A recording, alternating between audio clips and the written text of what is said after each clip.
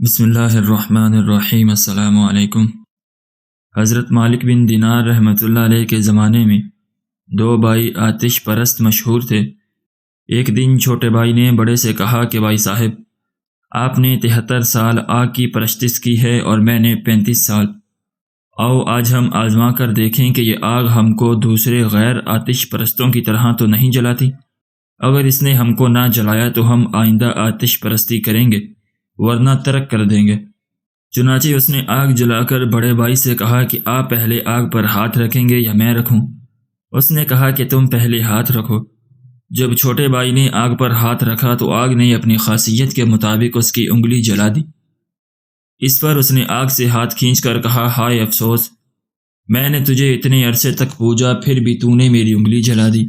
آخر اس نے اپنے بڑے بھائی سے کہا کہ آخر ہم ایسی ذات کی عبادت کیوں نہ کریں جس کی برسوں کی نافرمانی اور گناہ پر اگر ہم سچے دل سے توبہ و استغفار کر لیں تو ہمیں معاف فرما دے۔ یہ بات بڑے بھائی کی سمجھ میں بھی آ گئی اور دونوں بھائی صحیح راستے کے متلاشی بن کر حضرت مالک بن دینار کی خدمت میں حاضر ہوئے۔ تو کیا دیکھتے ہیں کہ حضرت مالک بن دینار رحمۃ اللہ علیہ بصرہ میں لوگوں کو وعظ سنا رہے ہیں۔ ان کو دیکھ کر بڑے بھائی کہنے لگے کہ میں مسلمان نہیں ہوتا، کیونکہ میری عمر کا زیادہ تر حصہ آگ کی پرستش میں گزرا ہے۔ اب اگر میں مسلمان ہو گیا تو میرے گھر والے مجھے ملامت کریں گے، اور میں ان کی ملامت کے مقابلے میں آگ کو ترجیح دیتا ہوں۔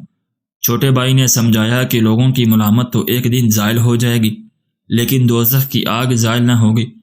مگر بڑے بھائی کی سمجھ میں نہ آیا اور وہ بد نصیب واپس چلا گیا۔ لیکن چھوٹا بھائی اپنے بیوی بچوں کو لے کر حضرت مالک بن دینار کی خدمت میں حاضر ہو گیا، اور وعظ سے فارغ ہونے کے بعد تمام ماجرا ان کو سنایا اور درخواست کی کہ اس کو ماں بیوی بچوں کے مسلمان بنائے۔ چنانچہ حضرت مالک بن دینار نے ان سب کو مسلمان کیا، اور اس نوجوان نے جب مسلمان ہو کر واپس ہونا چاہا تو حضرت مالک بن دینار نے فرمایا کہ ذرا ٹھہرو، میں تمہارے لیے اپنے شاگردوں سے کچھ جمع کر دوں۔ جس پر نوجوان نے عرض کیا کہ میں کچھ نہیں چاہتا، اور واپسی میں ایک ویرانے میں آباد گھر دیکھ کر اس میں مقیم ہو گیا۔ صبح کو بیوی نے کہا کہ بازار جا کر کوئی ایسا کام تلاش کرو جس سے بچوں کی غذر ہو سکے۔ چنانچہ وہ نوجوان تلاش معاش کے لیے نکلا، مگر کہیں کوئی مزدوری نہ ملی تو اس نے سوچا آخر اللہ تعالیٰ ہی کی مزدوری کیوں نہ کروں۔ یہ سوچ کر دوسرے روز ویرانے میں جا کر مغرب تک برابر نماز پڑھتا رہا، اور رات کو پھر خالی ہاتھ مکان پر چلا گیا۔ بیوی نے دریافت کیا کہ ہمارے لیے کچھ لائے ہو؟ تو اس نے جواب دیا کہ آج میں نے بادشاہ کی مزدوری کی ہے، مگر اس نے کچھ نہیں دیا، کل کو اجرت دینے کو کہہ دیا ہے۔ یہ سن کر سب بچے مجبوراً بھوکے سو رہے۔ صبح کو پھر بازار گیا اور کوئی مزدوری نہ ملی تو وہ دن بھی عبادت الہی میں گزار دیا، اور شام کو گھر آ کر بیوی سے کہا کہ بادشاہ نے جمعہ تک اجرت دینے کا وعدہ کیا ہے۔ آخر جمعہ بھی آ گیا، اور جمعہ کو بھی جب کوئی کام نہ ملا تو اس دن بھی وہ عبادت ہی میں مصروف رہا، اور زوال کے بعد دونوں ہاتھ آسمان کی طرف اٹھا کر دعا کی کہ اے میرے پروردگار، تو نے مجھے اسلام کی دولت سے نواز کر ہدایت عطا فرما۔ بس اس دین کی برکت اور عظمت سے اہل و عیال کے نفقے کا غم بھی میرے دل سے دور فرما دے، کیونکہ مجھے ان کے حال کے تبدیل ہو جانے کا اندیشہ ہے۔ یہ دعا کر کے جمعے کی نماز کے وقت جب وہ مسجد میں گیا تو اس کے عیال پر بھوک کا بہت غلبہ تھا۔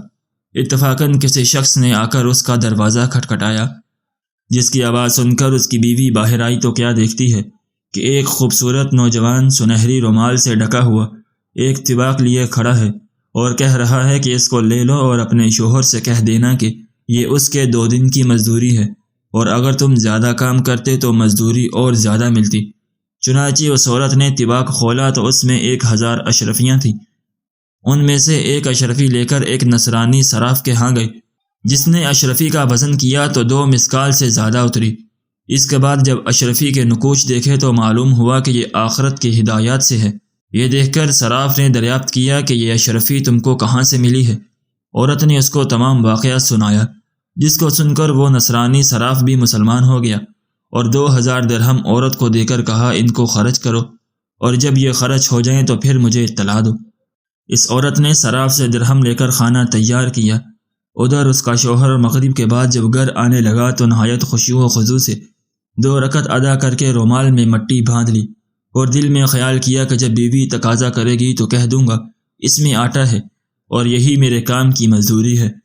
چنانچہ جب وہ گھر پہنچا تو گھر کو فرش و فروش سے آراستہ پایا اور خانے کی خوشبو سونگھی تو رومال دروازے پر ہی رکھ دیا تاکہ بیوی کو معلوم نہ ہو سکے۔ گھر میں پہنچ کر بیوی سے حال معلوم کیا تو اس نے پوری کیفیت بتا دی، جس کو سن کر وہ مرد خدا سجدہ شکر بجا لایا۔ پھر بیوی نے دریافت کیا کہ رومال میں کیا لائے ہو جو دروازے میں رکھا ہے؟ تو اس نے جواب دیا کہ اس کا حال مجھ سے نہ پوچھو، اور یہ کہہ کر دروازے میں گیا کہ مٹی پھینک کر رومال لے آئے تو دیکھا تو اس میں مٹی کی بجائے آٹا تھا۔ یہ دیکھ کر تو اس کی حیرت کی انتہا نہ رہی، اور پھر خدا کے سامنے سر مسجود ہو گیا، اور پھر برابر خدا کی عبادت میں مصروف رہا، یہاں تک کہ اس کی روح نے کف سے انصری سے پرواز کیا۔ اللہ تعالیٰ اس عبادت گزار مرد مومن پر رحم فرمائے۔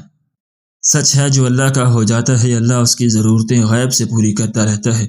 دعا ہے کہ اللہ تعالیٰ ہم سب کو بھی اس واقعہ سے سبق حاصل کر کے نیک بننے کی توفیق عطا فرمائے، آمین یا رب العالمین۔ ناظرین، اگر آپ کو آج کی ہماری یہ ویڈیو پسند آئی ہو تو ہماری ویڈیو کو لائک کریں اور اپنے دوستوں کے ساتھ شیئر بھی ضرور کریں، اور اگر آپ نے ابھی تک ہمارا چینل سبسکرائب نہیں کیا تو ہمارے چینل کو بھی سبسکرائب کر دیں۔